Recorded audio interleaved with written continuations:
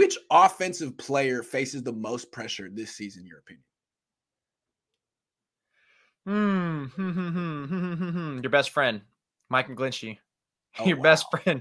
Your best friend, Mike McGlinchey. Look, I'm not trying to cop out and say Trey Lance or anyone else that could be on my mind, but Mike McGlinchey, because is he not in his 5th year? Is he not due for a contract extension this year? That's a good point. Not even forget the 49ers. He's debuting for all 32 teams, stating the case that, number one, look, I'm healthy. Torn quad, that's a figment of all your guys' imagination. That's in the past. Number two, I know I was just a fairly solid offensive lineman player who can do well in run blocking, somewhat decent in pass blocking. I'm better at that too. Now commit your money to me, because offensive tackles are very, very impactful, and he's gonna have to really demonstrate health and at the same time relatively high level. A lot of pressure on him, especially because outside of Trent Williams, everyone else is like a huge question mark. And of all people who really needs to be the closest to not be a question mark is McGlinchey so badly. Right. And if McGlinchey doesn't work out, and I don't think he will, then, I mean, what do they got? They're going to a 20-year-old rookie named Spencer Burford or Jalen Moore or Justin School or Cole McKivitz. It's like, yeah. So he's got a lot of pressure on him too, not just for the team, but for his own career. Like, this is a big make or break year for Mike McGlinchey. This could be the last year where he's looked at as starting offensive lineman in the league. Coming off an injury, you weren't even that great beforehand. What do you got? Significant injury too. Yeah, or you could have a big bounce back and make a ton of money next year. A lot of pressure on him. But honestly, dude, the answer is Trey Lance.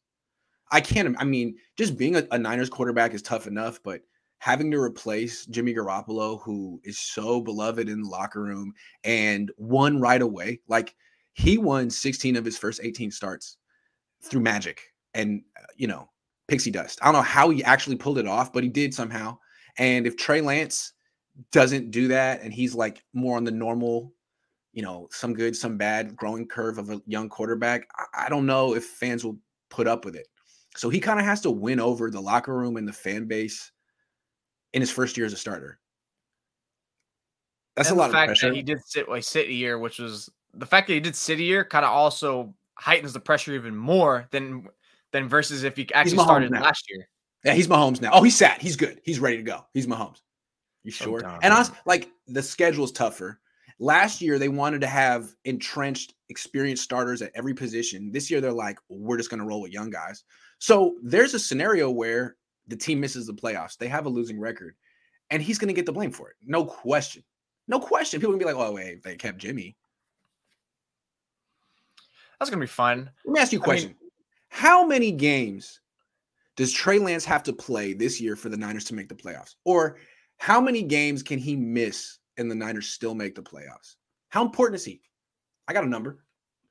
Oh, how many games can he miss? 1 to 2. That's it. Dude, if he misses 2 games, I don't know about this team, because I don't trust Nate Sudfeld to win any games. Yeah. He needs to play 16 games this year, man. And he's got no pass protection except for his blind side, which he's got good blind side protection. Other than that, he's going to be protecting himself this year. Got to play 16 games or else this team is in trouble. How many Nate Sudfeld starts we getting this year? No one's talking about that. It's kind of also good that he's a right-handed quarterback. That way it's easier to roll him out right, so he can get away from most of the pressure that should be either internally or to the right side, considering Trent Williams is that constant. But still, better do that. Yeah, that's why when we talked about last week, and I wrote it finally yesterday about where the 49ers stand in the NFC, it's just their question. Not only is Trey Lance the question mark, and I really do have faith in him that he's going to be solid, but a large part of why it's going to really hinder of him being solid is the offensive line, man. The offensive line, they're not building a conducive, working offense because of that offensive line for him to develop into what he can or should be. Yeah. Yeah. So, the pressure on Trey Lance is immense. It's not just that he has to. I just knew one of us was going to go there, so I was like, let me say Mike McGlinchey here. I'm with you. It's not just that he needs to play well. He needs to play every game. Like, they can't win without him, unless they keep Jimmy Garoppolo, and they might. They might. But if their number 2 quarterback is Nate Sudfeld, Trey, you can't miss any time, dude. You got to be the Iron Man. The Iron Man. Otherwise, this season is in trouble. But I'd say that's pretty much for every team, though. If one of your quarterbacks goes down, you're pretty much screwed. Agree. Sean O'Leary says, guys, don't forget Trent Williams. While great, doesn't stay in the lineup all season either. Yeah, a lot of pressure on Trent Williams, dude. That's another guy. You need to play all the games, man. This offensive line is terrible without Trent Williams. This He missed what, like 3 games last year? He missed a couple. At least they had Laken Tomlinson back then and Tom Compton. Oof. Oh, Tom Compton. Okay. Matthew Stevens says, what cornerback outside of Ward takes a leap or determines how good the defense is? Ooh. I feel like Mosley, you kind of know what to expect from Mosley and Ward. They're good, not great corners, but who's the nickel? Someone needs to step up at nickel. I have no idea who's going to be. So Diamador? Womack? Who? Gotta have someone.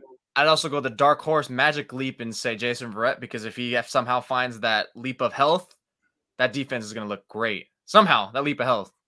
Wouldn't hold my breath. Another one, man. That's another one. We were talking earlier about like maybe a set like players who might come on late in the season. What if Verrett isn't quite healthy enough coming out of training camp, but they're like, you know what? Let's stick with him. He might be healthy in November. If he could become a player for them down the stretch, watch out. All of a sudden, Mosley does get injured, so that's definitely a possible situation.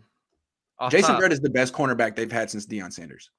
Now, he's only been healthy for a minute, but like he's the total freaking package. I don't know if he can do it anymore. He's getting up there. People saying Ambry Thomas. It feels like they took Ambry Thomas's spot away from him, unless they really look. A lot of people think they might move Mosley into a nickel in maybe. If that's the case, then Ambry Thomas all of a sudden becomes, if they want to play their best 3 corners, I guess that's what they do.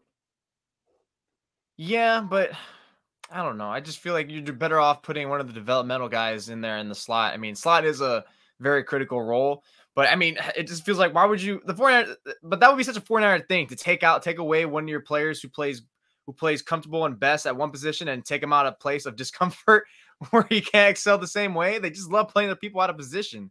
Just because he's done it doesn't mean he excels at it. This is an interesting theory. Kev F says, if the team is going to suck, then start Jimmy and let him fail. Switch to Trey once the season is clearly lost and Jimmy isn't a hero anymore. They almost did that last year. That almost happened. Yeah. But Jimmy, once again, hero. Bet against Jimmy at your own peril, Kev. He is the hero you didn't know you needed.